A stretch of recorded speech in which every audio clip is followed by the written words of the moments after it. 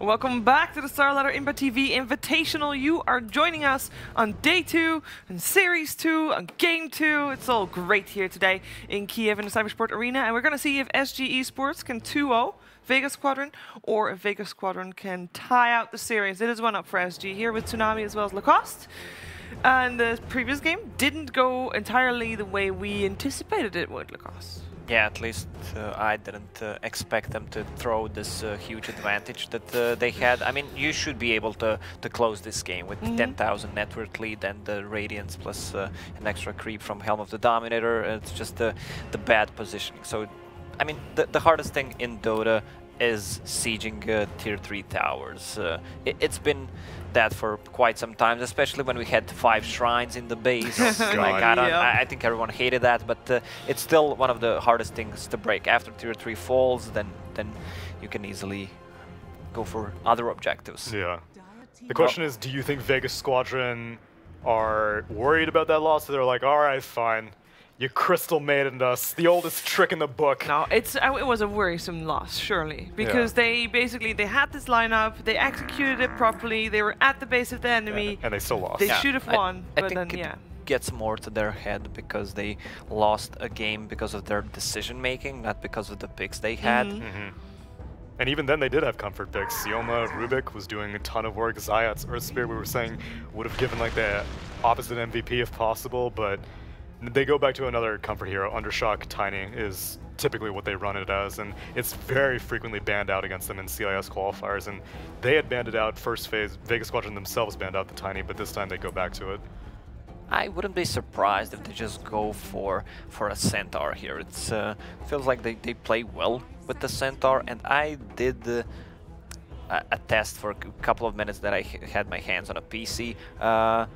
Centaur with level 10 talent, magical resistance, plus a pipe and the strength that he gets. He has around 55 magic resistance, which is pretty insane. Like, your spells are cut in half. Yeah, Leshrac, even though he was incredibly farmed that game, was not really hitting the disco as hard as he usually does.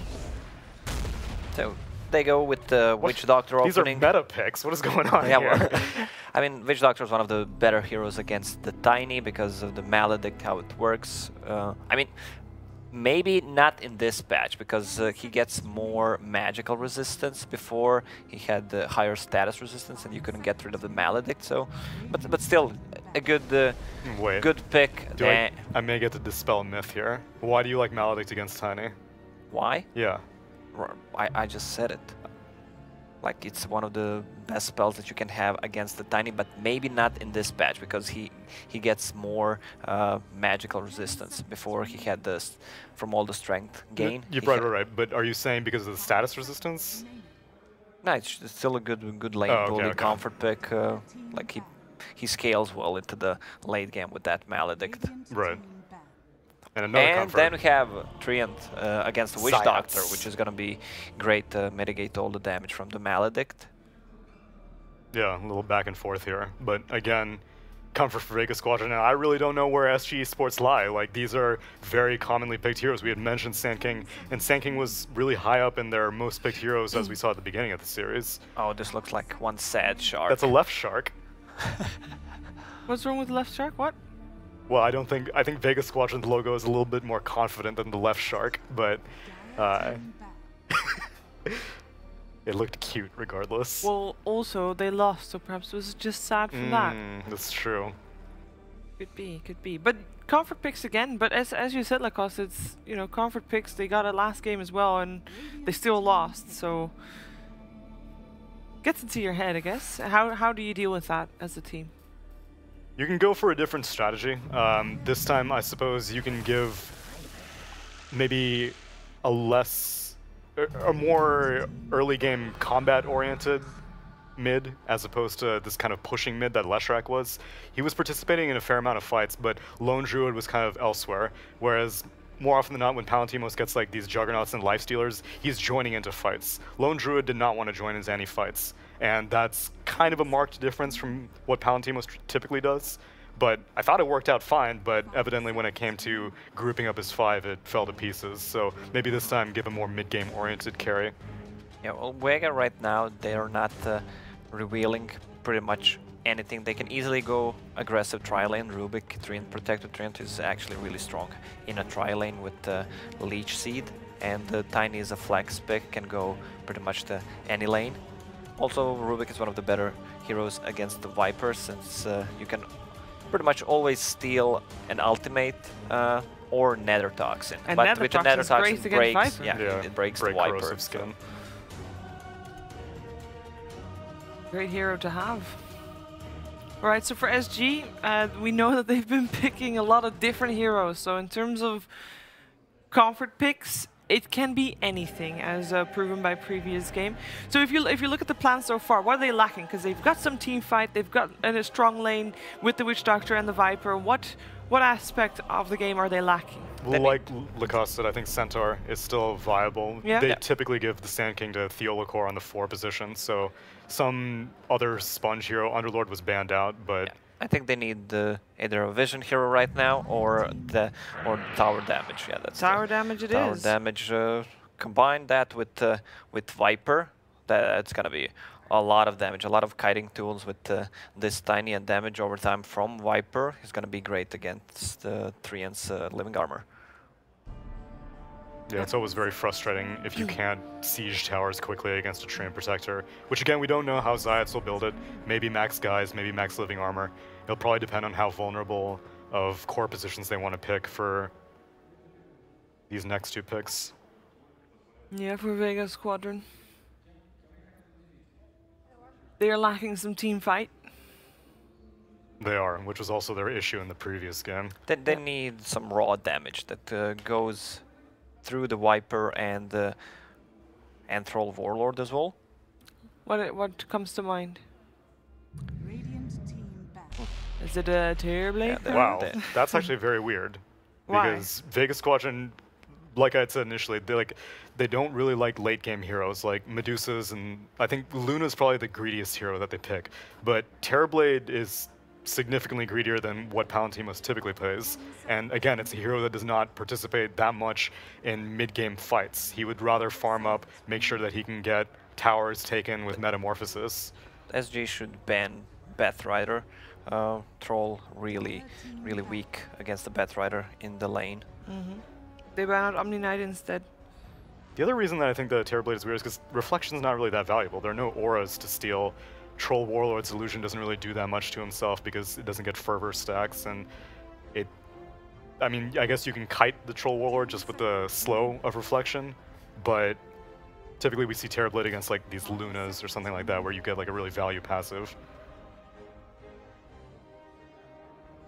They're probably gonna ban out the offlane hero, even though Sand King can be moved to an offlane. I still think that they're gonna get something better for the offlane. If they do take the Abaddon is still on the table also, but they take the Night Stalker. And they banned out the Brewmaster, an offlaner for SG Esports. Right, Now we still obviously have the Centaur. we do. Would he still be good? Now that all the picks are on the table on the side of Vega? Would he still fit? I think it would. Mainly because, like, I mean, say. I think Night Stalker's gonna, like, who is he really that interested in silencing right now? I guess, like, Witch Doctor, Death Ward, and if you can find Sand King before he initiates on your team, then that would be great also. But there's no one like, oh, I gotta shut this guy down, like a Brewmaster or something like that. Yeah, maybe some classic initiator besides Sand King that damage over the time, so Batrider kind of fits that profile again to get rid of that armor from Treant. They end up going for the Doom. Which has been on the rise this tournament. Yeah. Stuck in Yeah, he's been a counter to a Terrorblade, just doom him so he gets out of the fight. But ideally you would want to doom him before he pops the meta. Yeah. Right. There's like a window in which Terrorblade really hates being doomed, and at some point he's just like, ah, I'm probably going to survive, and by the time this doom times out, then my Sunder will be available. So, is this going to be a 2-0, or are we having another third game in the series? Lacoste, you want to go first? Yeah, I like Vega's lineup more again. I think Doom is a pretty weak laner, and only a couple of players know how to utilize it, and overall feels like the lineup is more complex, and I'll go with Vega. I don't think they're gonna throw the game like they did in game number 1. All right, Ty, for you, what do you think, Tsunami? I don't like Vega's draft, but I still have confidence that Vega knows what they're doing. Like, this is out of their comfort zone, but SG Esports did something kind of out of the box in game 1, so I think Vega's trying to return the favor. So I'm going to go with Vega as well. See, I doubted the Crystal Maiden pick. I don't want to doubt SG again, so I'm going for 2-0 here for SG. But what's it gonna be? A game 3 or not? Let's head over to ODPixel and Gods for the answer. Thank you very much, Shiv. Yes, SG Esports versus Vega Squadron Game 2 getting ready for you guys and girls at home here. I'm ODPixel. I'm here with Gods. We've just seen the lineups. We are getting to see the Treant again. Seems to be a bit of a favourite with some of the CIS teams. We saw it yesterday from Fly to Moon. This time we're going to see Vega Squadron show us it. What do you think about the tree? It was fun to watch. It was something a bit good. different. Nice to see some forgotten support heroes come back into play, especially ones that have very unique mechanics just to that one hero. I mean, there's a few heroes with permanent invis, but the living armor, healing up towers, it's just something that, you know, changes the way the game is played. If you do get a tower down the half, and hey, heal back to full. So definitely was fun to watch. And we'll see if it's going to work again, because it did work in that game for the Fly to Moon CIS boys. Oh, indeed, let's see. They've got a few ways to answer that living armor, though, for sure. SG having the Viper and the Doom and the Sankey multiple ways sort of to get that tick damage through and take it off them. But we'll see how much comes into play here as we get ourselves stuck into game 2. We'll see what the case is going to be here. And as just noticing at the top, ignore that score. That score is wrong, unless I'm crazy. SG won game 1, didn't they? Yeah, they did. They did. Yeah. I was just starting to question myself. I was like, we saw SG we'll won game. win. Yep. Yeah. I'm fine with that. So, SG yes, won game 1. apologies for the score at the top, guys. Just to bear that in mind. Vega Squadron did not win game 1, as much as it looked like they were nearly going to with that little base race at the end, as game 1 did go to SG.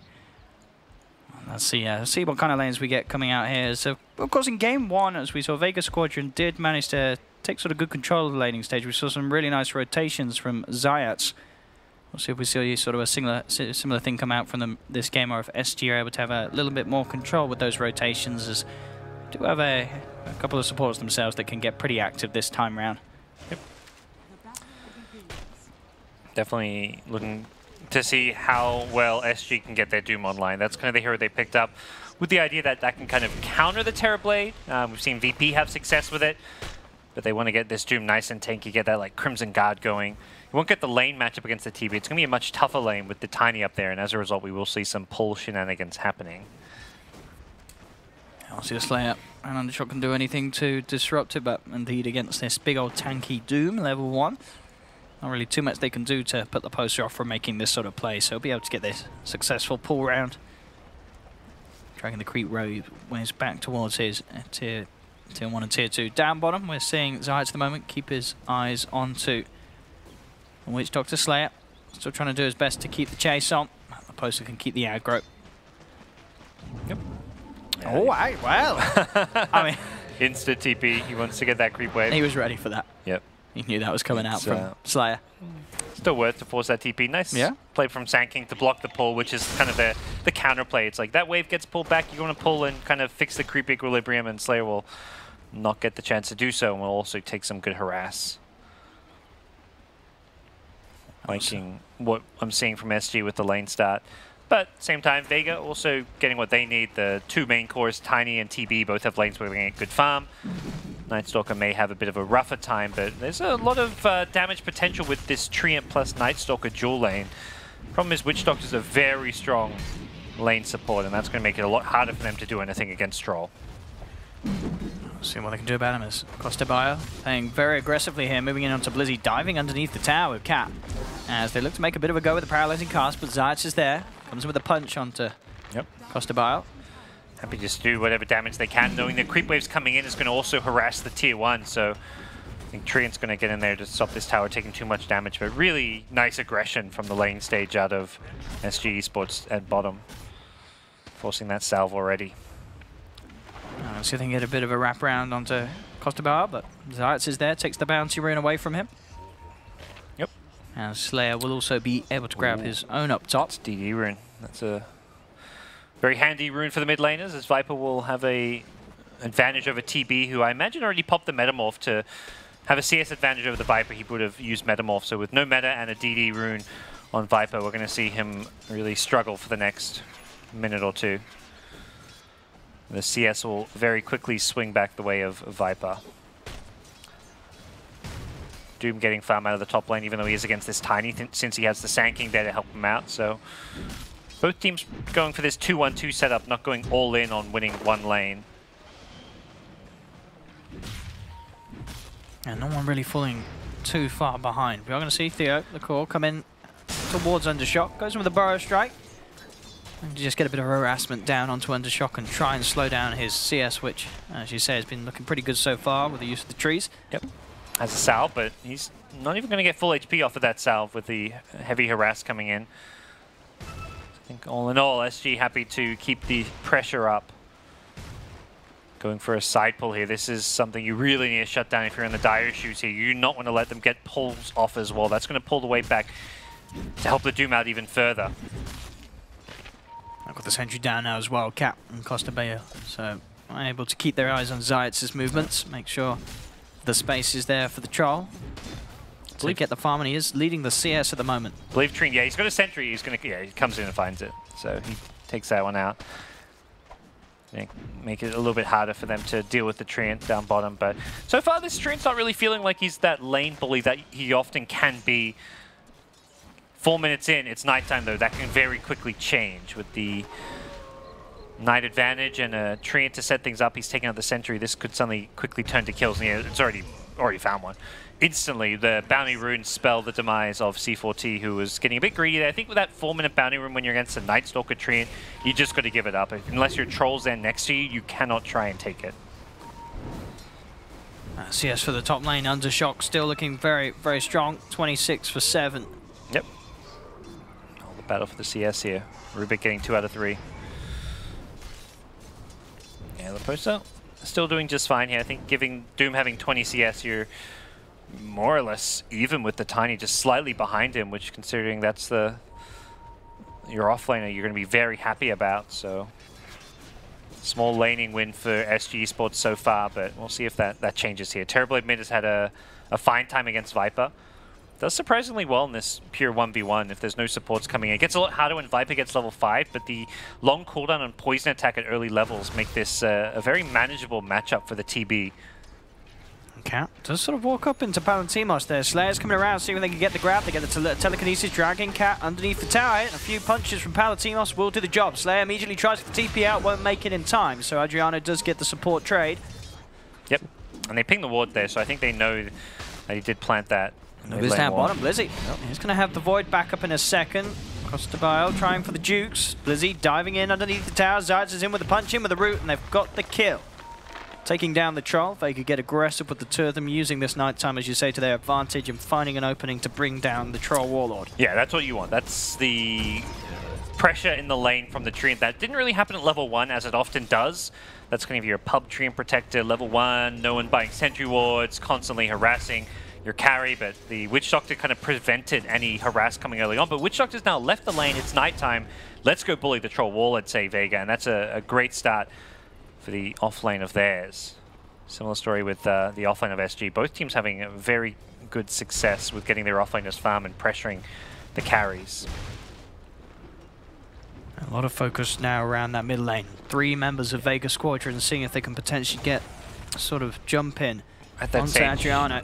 Where Viper starts to win the lane. Now look at this, straight away. Telekinesis onto Adriano down at the clutches of Blizzy and Palantimos. Yep. Do they have quite enough damage? It doesn't look like they do. The backup's there from SG as Adriano will be fine. Vega have to back off. Yep. Can't quite get away with that kill that they dive in for as a 3-man. I think recognizing that, you know, this Viper is going to win this lane if you don't gank him, so they bring in 3 as well as the Night Stalker to try and use the nighttime, but not getting a kill there does hurt them a bit, but just getting the Viper low can help secure more additional farm for the Terrorblade. He's going to fall back to the jungle since he took a lot of damage. Definitely a good sign for SG that gank on the Viper does not succeed, though. Seeing the CS as well now, really the 3 cores of SG, just doing that little bit better than those of Vega Squadron. Yep, ever so slightly, but considering this is a nighttime phase of the game, you're going to be pretty happy about that. The post up top, getting a little too close to the tower.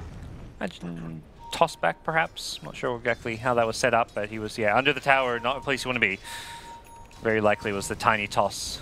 Yeah, did need that sort of rotation as well from Vega as well, as we've been saying. Post getting a lot on this offlane Doom. 36 CS at 7.5 minutes in.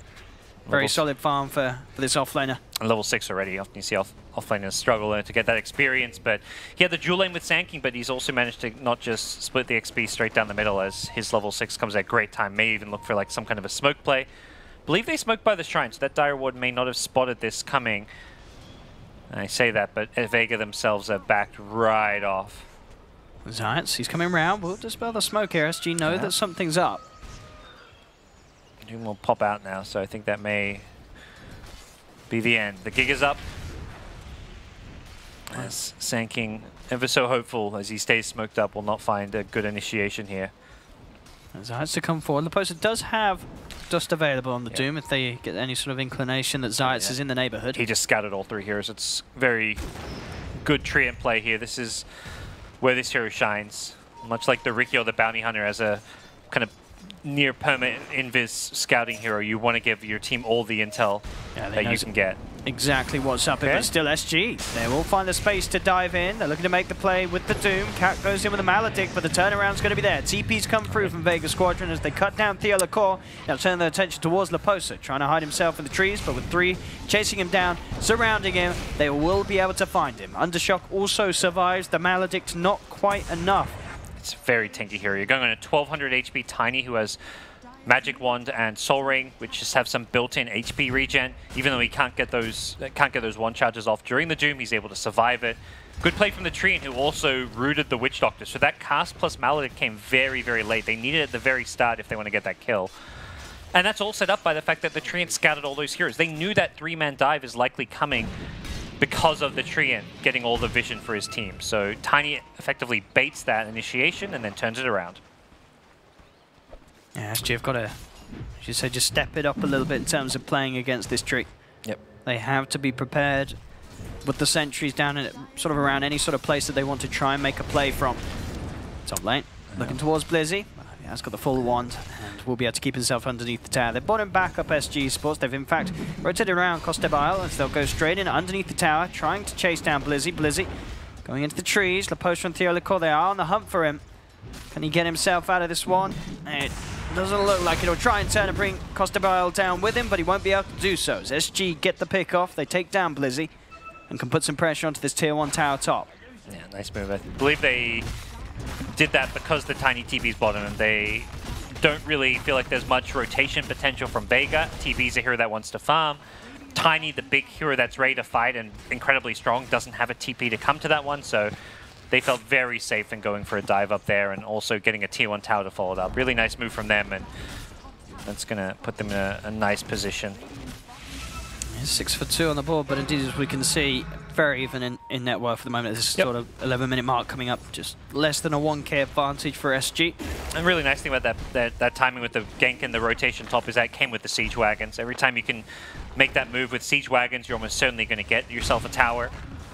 Similar to Vega, though, with the rotation top, will take advantage of their siege creep at bottom, and Tiny should be able to finish off this tier 1 tower, which will complete this Blink Dagger. So danger time for the SG Esports heroes, particularly the squishy ones. We'll see what sort of plays Undershock can make. We did see last game, despite the loss, he was still able to have quite a good impact with the blink on his Leshrac, making some very good catches come out of it. And SG get 2 towers to Vega's 1 with the 10-minute siege creep, so Viper taking advantage of the Helm of the Dominator to make it a double siege wave against 0 sieges. Very common play with these Helm of the Dominating rushing heroes is that you do always take your tier 1 tower. You get double siege wagon and tower just melts, giving SG Esports a bit of an advantage in terms of map control here. They're taking over the dire jungle, something Vega want to get back in their own hands. Leading in here, but the turn's already been made as they try to go towards Blizzy. Undershock's in with the 2-man avalanche, and this is SG trying to find underneath the shrine. They'll lose 1. The Electrical comes in with the 3-man burrow. He charges up the Epi, but the telekinesis is there in time from Slayer. Cancels it. They've lost 2 on SG. The Lecor trying to hold his ground, but Slayer's in with the stolen epicenter. The toss as well from Undershock as they'll find 3, they'll find 4. Blizzy chases down Cat, gets a 4 for the team as SG trying to force a fight there in a bit of a questionable position around that dire shrine. Yeah, that shrine really spells your undoing. Any damage you're dealing is just being healed up during the initial 5 seconds of that battle, and that really spells their demise there, not to mention Tiny's Blink Dagger timing. It's nighttime.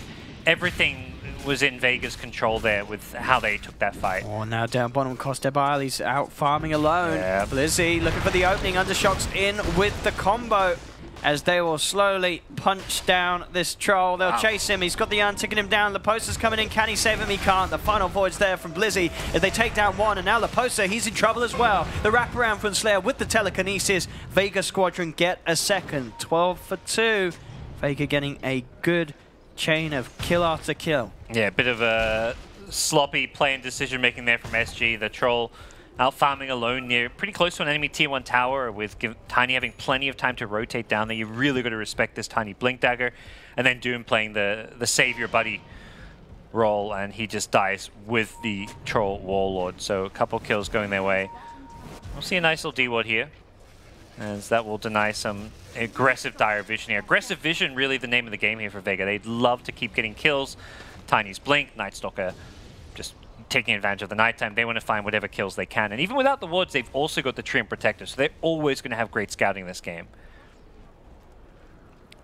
Let's see what they can find down here as SG. Pushing out, Slayer. He's heading down, just go for a quick steal. Devour, but he may not get a chance to use it. Let's see, he's being chased. Get the siege wagon. Munch Eat it. Eat it. Oh, no. Eat the wagon. Come on, take it with him. He doesn't. He's not hungry. Can you devour player units? Maybe not. You should be. Yeah, you can. Why not? Yeah, surely you can. Yeah, you can devour chain creeps. I don't know. Maybe Helm of Dominate is different. Oh. The Sanking's just like, I'm going to hide. Yeah, it doesn't look like they do. Nah, who buys detection? That stuff's expensive. It's like, I'm going to tank this damage. He's just going to wait the 30 seconds. He's like, you can't channel it forever, my friend. You can, but... okay. Yeah. Okay, if you want to be technical. No, you can't channel the one Sandstorm forever, but you can... You can chain channel. Yeah. And now he's out with the T. He's actually going to make it away. Oh, dear me. What a... Bit of a cloud fiesta there in the top lane, but... Such is life without sentries or dust. And that opens up bottom lane. Not a lane, I think Vega, they showed the tiny top, which is the big sign that you can be safe to push another lane elsewhere on the map. But I say that Tiny is teeping in bottom with the Nightstalker. They're going to look to defend and possibly chase. Good decision by SG to back off at the right moment. Still, despite the 12 for 3 lead in terms of kills, it's still not very different in farm, as we are seeing Costebile get a lot done on his Troll Warlord. He's top net worth, he has the Battle Fury, the farm game does begin for him. Yep. We'll see what he can get done here. I'm looking at the stats, not really necessarily favourable with having the Troll and Viper overall on the team in this patch. We'll see if SG can look to change that. Costebile in trouble. Caught out by Zayats. Oh, big kill. Killing the cause, the Battle Fury farmer. You see him just pick up that Battle Fury, you know he wants to keep on farming. You don't get that item to suddenly start taking fights, and you can gank the greedy players. It always is a feel-good kind of moment, since that's what's going to really put them off. A post-up. He's heading in, but just have to be sort of careful. Doesn't really want to take this fight here until backup's inbound. Backup's on its way. I'm going to have to TP in. They'll go straight away with the Burrow Strike onto the Nightstalker, but Undershock's there with the counterplay. Jumps in with the Blink. Immediately backs off after they pop the ult here on Zayats. Looks like they don't want to try and fight too deep underneath that tier 1 tower, as SG will bring in the numbers. Can't really chase too well without this Sanking Blink. There's not much initiation on the SG side. I think they need to give some dedicated time and space to Sanking to complete that. If not that, they need a Shadow Blade on Leposa's Doom, which is the more maybe expensive option. Ideally both. And definitely going to be looking at SG requiring a early gem to deal with this Treant that's constantly scouting and setting up kills. Much like he just did on the Troll. Playing very aggressive in terms of the vision, giving constant information to his team on the whereabouts of SG's cores. Yep. They are going to know that Adriano's sort of on his own here, and we've got Blizzy making a move up here. See if they can try and do something about it. Bottom lane, Slayer does get caught out by a quick burrow strike from Theolacor. They'll lose the Rubik, but his top lane as well, with a bigger kill, may go the way of Vega if they can finish this off. Adrian is pretty tanky. Maybe turn this around. He actually might get this kill. He's looking towards it. One more right click. Can he chase down Blizzy? He's trying for The it. evasion? I mean, the mischance, maybe saving his life there. Undershock is going to be here to clean up the job. Comes in off the back of the Tiny and will finish off the kill. Make sure that Blizzy will get himself away and Vega Squadron will not lose anyone themselves. Bit dicey, but they get it. And it's the much bigger kill of the two, so not going to be too worried about the Rubik dying there. Perhaps a bit surprising, the Troll out-farming the Terrorblade. Does have the Battle Fury, but even before that one. And for the side of Vega, they put a lot more eggs in the tiny basket so far. A lot of that gold coming from all these kills that he's been able to put together in succession. From SG, straight up. They're looking to try and fight around the Shrine, though. Once again, they'll drop the Doom down, but Blizzy's there with the backup. They have got the Doom on the Terrorblade. Can they finish him off in time? He's dancing around, and he's not going to get out of there. 45 seconds, he's out. Vega, can they get more? They're chasing down towards Laposa in return. Laposa's pretty speedy, though, with the phase drums. Does have to go underneath the tower, though. And Vega will be able to find the Doom as well. So they lose the Terrorblade, but SG do lose 2 of their lives in return for trying to make that play. Yeah. Feels slightly worth it for SG. Killing a carry, losing your offlaner. Farming. Yeah, and you've got troll farming as well as Viper, so and Sanking doesn't die. If Sanking's like involved and dies before he gets his blink, that's problematic, but Sanking getting closer and closer to his blink. Got me feeling good.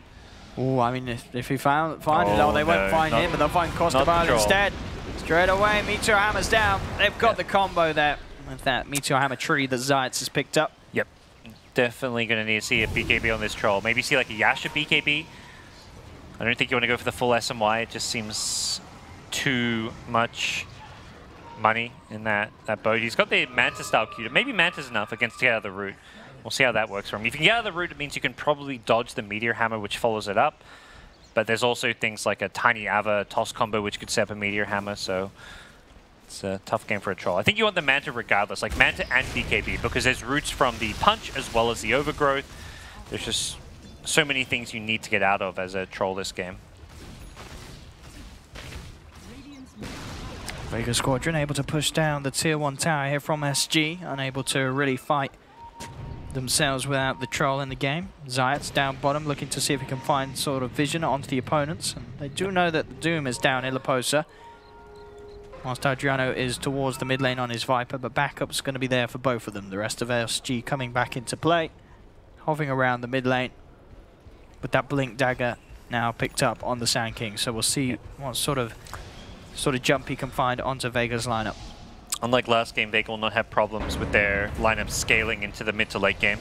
Blizzy starting to sort of play around with them, as they are going for Roshan at the same time here, SG, but straight away Vega just moving and they burst down the poster. Are they going to get away with this? Doom was trying to create space for Roche. He's going to buy back straight away. They knows that they found out what's happening in the pit. They've got to try and make sure that Vega keep out of the pit. TP's still bottom though. He's not really in position to join this fight, and if SGC in bottom, they may just feel fine going for this. Theolacor with that's a big 3-man epicenter power strike straight into the midst of Vega Squadron. He's taken down one, he's taken down two. Roshan will fall, but SG, they've got it. They take the Roche, they take the Aegis, and they're going to get Blizzy as well. Triple kill for Adriano, set off the back of Theolacor's jump there.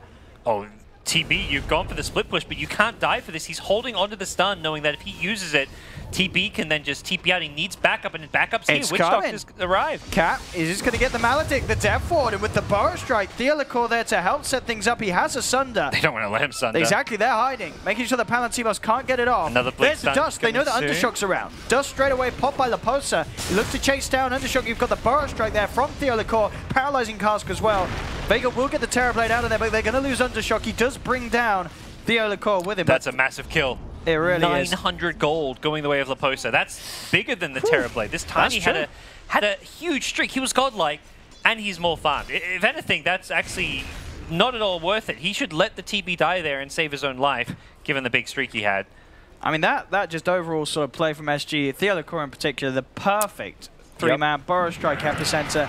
And as we saw immediately after making that play, just TPing down bottom, and he is the setup there. He keeps the chase going, pressures a reaction out of Vega Squadron, Thanks to the play from Theolicor, they are able to get the kill onto the Undershock Tiny. It was just a really good decision made from the get-go to go for Roshan. When they see the TB bottom, TB pops Metamorph to go for a tier 2 tower, and SG know this TB's in bottom lane. Like, he's not going to be at this Rosh fight, so even if when Vega find them at the Roshan pit, they still felt confident enough to stick to Roshan and start a fight with the Sand King, knowing that Terrorblade was not there, and even if he managed to rotate from bottom, his Metamorph was going to be basically wearing out, and there wasn't much he could actually do to contribute to that fight.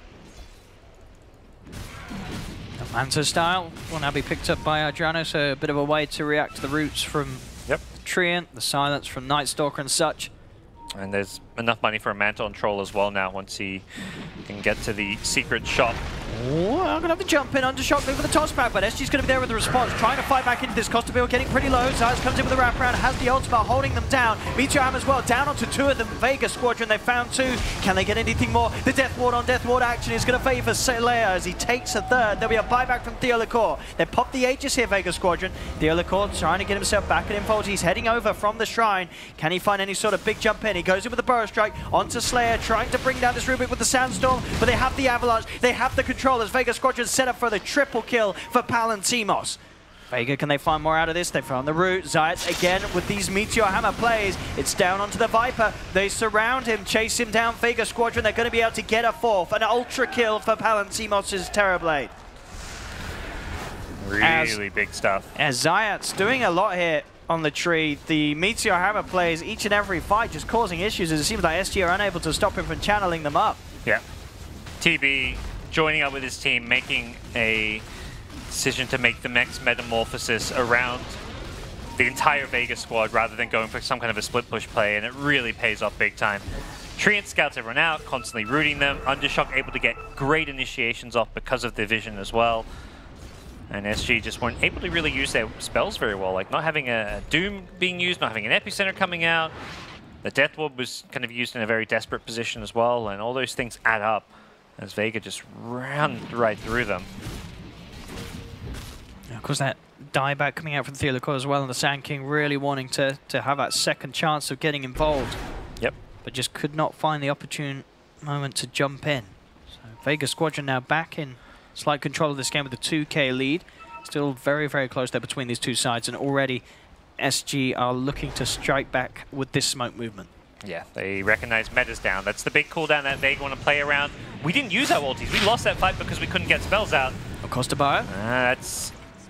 He should not have been out there away from his team. That's 60 seconds, no trial. The question is if SG can fight back without their trial wall. The root comes out from Zayat. Zayat looking towards the 3 of them. Laposa pops down the Infernal Blade. SG, they've got to be careful. There is a Shrine available for Vega Squadron. The stun comes through onto Zayat, but there's the counterplay. Undershot comes in with the 3-man avalanche, and Palantimos is there with the reflection ready to turn things around in favor of Vega Squadron as he cuts down 2 more. 3 dead on SG. Again, these fights taken in very awkward positions. Cat will fall as well as Zayat's and Slayer slowly beat down upon the Witch Doctor. Palantimos comes in for the glory. Well, well, well. Vega Squadron showing what they're made of here with these couple of fights there. The Troll, you know, your team smoked up looking to make a play. You can't be caught that far away from them and initiated on that. Really set everything back. SG still felt forced and pressured to still take the fight with the Troll dead because they knew there's no Metamorphosis. We smoked for this, but Troll being Undershot. dead. He's got himself another. Yeah. Finds Laposa. They are having their way with SG Esports in game number 2. 29-10. Some costly mistakes from the Brazilian squad, and I believe Vega will have meta, meta back up so they can actually go for possibly even a high ground play here. No Doom for 30 seconds here. The bottom tier 3 taking a lot of damage. Even just getting it, this tier 2 top could be nice.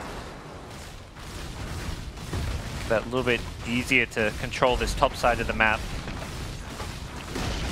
That's another one indeed. Lots of control coming out from Vega Squadron as they clear out these outer towers.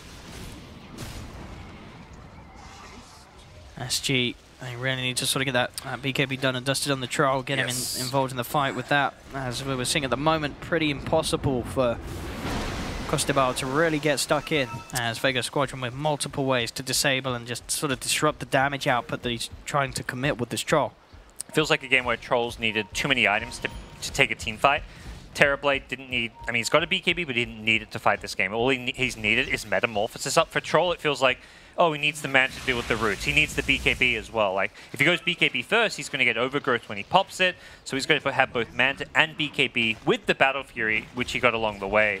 And there's just too many big items that has really slowed down SG's drafts. The necessity to finish them all has meant that they haven't been able to really take a team fight. And even with an Aegis, the team fight they took, they lost. On the Dire side, the item necessity just isn't really there. Vega just outside the base, looking for an opening. They do get the toss back onto one. Straight away, grabbing Adriano, tossing him away from his teammates. Yep. Undershot finds the opportunity. Giving away this Death Ward is also just kind of a little bit of a mistake in itself when you can toggle that heal to stop it from happening. Bottom tier 3 already nice and low, so this should be a pretty easy claim for Vega. The Metamorphosis up. Alansimas getting a good chance to go. Undershock straight away in, look for the combo. Costa Bar trying for the counter play. They burst it down the poster. That's the Doom down. Just walked right in and died. No buyback for him. The buyback comes out from Cat and Adriano as they look to try and slow down this push coming in from Vega, but Cat just gets ripped to pieces. The root comes out to Adriano. Costa Manta start trying to get himself away, but Undershock's there with the toss control. They take a third. Vega Squadron cleaning up SG. Finding this bottom set of racks, and they can certainly look for more as all the other tier 2s have been taken. Undershock, he's even just looking for kills. Jumps in with the toss onto Costa Bar. Costa Bar will be able to back away. Stun comes through from Thela Core, but nowhere near enough damage to deal with this Tiny. As Vega Squadron move on towards the middle lane, clean up a second set of melee and rain tracks. 28 minutes in, Vega Squadron very much well on the way to pushing this series to a game 3. Yeah, really good stuff from Vega Squadron. The last couple of Metamorphs have just been used very effectively to control the team fight. Undershock's had a stellar performance on his Tiny, and really hats off to Zayats. The Treant Protector is maybe the key. Yeah, it's a little too close once again. They've got the detection. It's not a good look for Doom when you've got to just try Shadow Blade through all the front lines. Like, he doesn't want to Doom the Tiny, so he's just, I want to run past this Tiny and Shadow Blade in and hope that there's no sentry. That's twice in a row he's just died hoping there's no detection in the game. This is a team that's pushing high ground. They're definitely going to have sentries. You can't make that silly assumption, and just a lot of kind of sloppy misplays that SG didn't have. Game 1, they were very polished. This time around, it's Vega using the Treant to scout out, get all the info, and punishing all these SG esports mistakes. Just keeping them back into the base. They'll have Doom back up in 12 seconds, but Vega Squadron, they've taken the racks, they've taken the tier 4s, they are on to the Ancient, as they should be easily able to clean this one up, as they will continue to push. Doom is back. Can they do anything to stop this? They certainly can. Zayats comes in, holds them in the base. GG is called. Game 2 will be taken by Vega Squadron, pushing this series to a Game 3. Going the distance. We've seen a couple different looks from both teams. Game 1, it felt like SG, the very polished high ground defense, all on the same page, defending high ground. This one was much more split up, kind of sloppy, a lot of pickoffs going the way of Vega. Great catch, and that's really the kind of story of this game. This Treant Protector just all over the place, scouting people out, setting up all these kills. The Tiny, Night Stalker, the Terrorblade have such a good game because of what the Treant Protector allowed them to do. Absolutely. I think the Treant certainly something to look towards in the third and final draft we're going to see from this series. If you are SG Esports, a hero that was sort of talked about that these CIS teams we are seeing use it in a very strong sort of manner, which is interesting to see because it really is a hero that some of the other top teams from around the world just don't really consider trying to run in their drafts. But when you know what you're doing with it, it seems to be very strong, especially against teams that maybe just a little less used to playing against it. Yeah, it's a good point. It's a lot harder to verse these heroes that offer something unique and different, like a Treant, when you just don't verse a lot. I think it was like the same thing if you go back to like Io when the Chinese teams didn't play it or play around it much. It's like the Western teams just rolled over them with him. It was like, whoa, this hero is really hard to deal with if you don't verse it regularly. And Treant Protector may be that for the CIS scene. Well, we'll see what SG do decide to do about that Treant in Game 3, which will be coming up very shortly. But for now, as the series stands 1-1 with Vega Squadron taking Game 2, we'll send you back to the panel.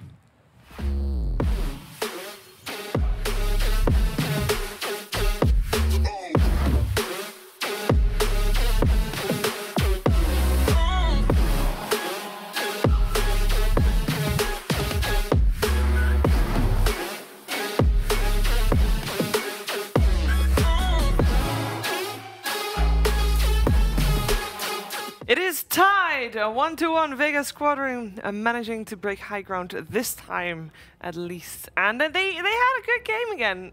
Strong early game again. Yeah, Vega really likes to play aggressive. It kind of reminds me of the classic CIS teams, what we like to call them. They always get the heroes that are early active on, but also scale well into the late game. The aggression that they had also goes back to the vision game. Treant provides a lot of vision. Tiny picked up a Shadow Blade, that's another vision. You have a Night Stalker as well, which is a great vision hero. And they set the lanes correctly for themselves. They just pressured the troll. At one point it felt like this game could go in the favor of SG, but Treant, man, I just feel that Treant is such a good hero, and I don't think we're gonna see him in game number 3, to be honest.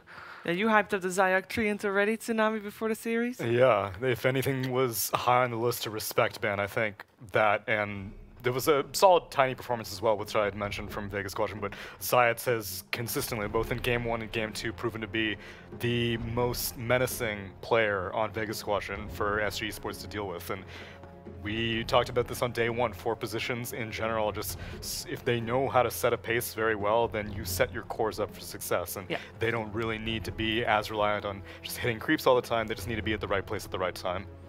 And they were having such an easy time compared to the first game. The first game, because it felt very like game number 1, where they were ahead early on and in comes the 25-minute mark or so, and then they were not able to break base in game 1, but they had such an easy time in game 2, or at least comparatively to the first game. I mean, they had a good time in the game number 1. I would split the first game into the pre-tier 3 siege and post-tier 3 siege, so that's was kind of rough. After that, like they were just rolling over them, and every time you want to try to go, especially on a tanky hero like a Tiny, who has a lot of HP, has a lot of regen, and then add up 3 into that. Also, this Rubik was placing some nasty death wards as well. Yeah, and Telekinesis was also getting a lot done on like these Dooms that were just waddling into the fight and then ended up getting stunned out. So beyond the support play, also like Terrorblade is showing up to like a surprise. This is a bad example, but Terrorblade was showing up to a surprising number of fights. And one of the criticisms I had of Vega Squadron in game 1 was Lone Druid was off to his own devices most of the time, and I think Palantimos works at his best when he's joining into team fights like this, especially when he's got fantastic setup with Zayats. I mean, and that his was Dream Meteor Protector, hammers. wet dream for sure. Yeah. And it was pretty much a free Terrorblade game. You have these 2 tanky cores plus a Treant on top of that, and they can't really get on top of you. Yeah, all he really needed to do was survive the laning phase, which was initially like, it was neck and neck at first, which was surprising to me. But then Viper started getting a bigger lead once he had more points in poison attack, lower cooldown, more magic damage. But Palantimos managed to recover, and the most important thing is that he was willing to show up and not just be like, I didn't have a good laning phase, I got to farm for like 20 minutes. They ended the game at like 27 minutes. Yeah, and look at the towers. They managed to take down 3 towers because of the Treant. That's a lot of gold taken away from them. Not as much as it used to be in the previous patch, though. But still, I feel like the strength cores right now are so strong. If you compare them to intelligence heroes, which they don't have that enough HP on the start. Yeah, and they lost their magic resistance. Yeah, they lost magic resistance. They don't get more gold from the towers. So I mean, this is the biggest part. I think like the HP at the start of the game is reduced. Yeah, I think heroes like OD may definitely start seeing less and less play as a result, but we'll see how they shake out.